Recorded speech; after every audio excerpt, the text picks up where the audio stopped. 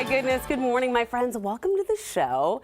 So by now you've probably heard the news that Seattle has been chosen as a host city for the FIFA World Cup in 2026. Here with me now to explain what that all means is Brad Evans from the Seattle Sounders. Thank you for joining us. Thanks for having me. So last time you were here, we were hinting about this. We thought it could be a possibility. Now it's a reality. Yeah, I was dressed in Sounders gear last time, but I brought my U.S. gear out today because this is a massive, massive deal. And it's even a World Cup qualifying jersey. So that's pretty epic. We brought some good vibes. Seattle did the job, and now we've got to host some games. Where were you when you heard this news? I was actually FaceTiming with my brother, and we were watching the selection show on TV, and I went wild. You know, he lives in Miami, so he's not as excited. Wow. But yeah, just soccer fans through and through, and we are beyond excited to have this game here. This is really exciting stuff. Seattle is one of 60 North American cities selected by FIFA. What do you think gave us the edge? I mean, the Sounders crowd is what gave us the edge, because Seattle did not host in 1994, and now without the Sounders, this game does not happen. It's our fan base. It's the city as a whole. Obviously, it's a beautiful city, and we have all the resources to host these games. But it was ultimately the Sounders fan base that put this one over the edge. That's so cool to hear. We should be so proud of ourselves. City also, like you said, had to prove it could handle an event of this size, right? Yeah, of course. I mean, you have to have the infrastructure. You can't just go to the middle of nowhere and host games, right? You have to have the hotels, the restaurants, the public transportation also is going to be a massive part of this as we start to, you know, move towards 2026. And the stadium. I mean, the stadium is beautiful. And when Lumen Field was built, specifically they said, we want to host soccer games and we want a World Cup game here.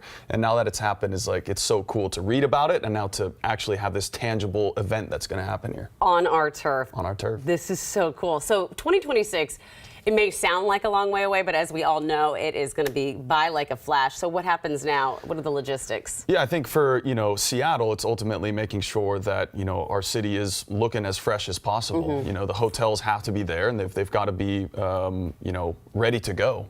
Businesses have to be prepared for the influx of people that are going to be coming in. Public transport's got to be raring to go. But on the soccer side of things, the U.S. team still has a job to do in 2022. But now with 2026, you got these young American players saying, wow, we might actually play a game here. Jordan Morris and Christian Roldan have to be thinking, I could play potentially in a World Cup game in Seattle, my home turf. Would be just a dream, right? Oh my gosh, so it would be so cool. So do we know yet how many games we'll have? We don't know.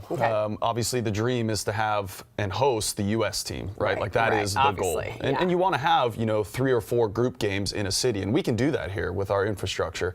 You don't want to just have one semifinal game, and that is cool. Semifinal of a World Cup is cool, but you want to have the consistent roll through of people.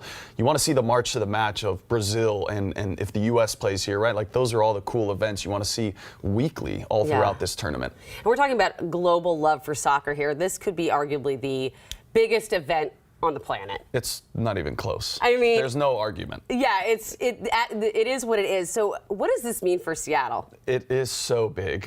In '94, I remember my uncle went to a game in San Francisco, right? Phoenix didn't host the game. So that was my first time watching soccer on TV. Oh, really? And it made this massive impression on me. He brought me a commemorative coin from that World Cup, and I still have it today. And these are all the things that you just reflect on of maybe that's what spurred me on to play professionally and really get after it. So it will inspire our youth, and that's the biggest thing.